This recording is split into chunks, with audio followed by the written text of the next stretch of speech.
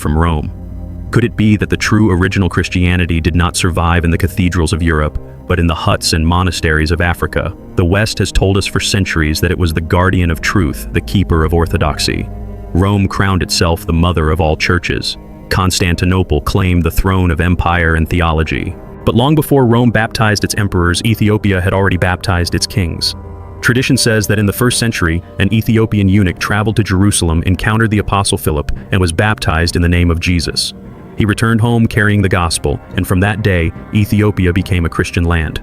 Rome would not convert for another 200 years. This means something profound. Ethiopia did not inherit its Christianity from Europe. It received it directly from the apostles themselves. When Rome was still persecuting Christians, when lions were still devouring martyrs in the Colosseum, Ethiopia was already raising the cross as its national banner.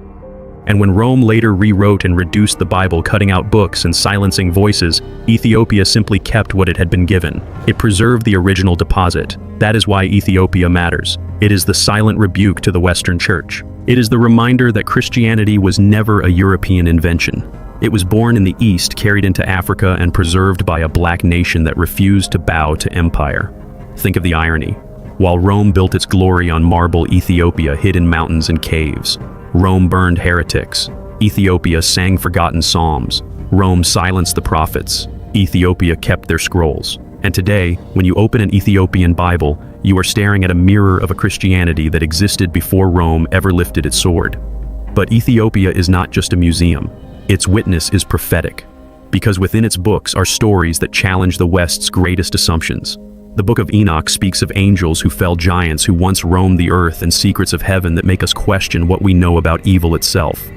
The book of Jubilees rewrites Genesis with shocking detail, exposing the patterns of time and prophecy that Rome ignored. And within other hidden texts lie whispers about Lucifer, not as the fallen star of European imagination, but as something more complex, more dangerous, and perhaps more true.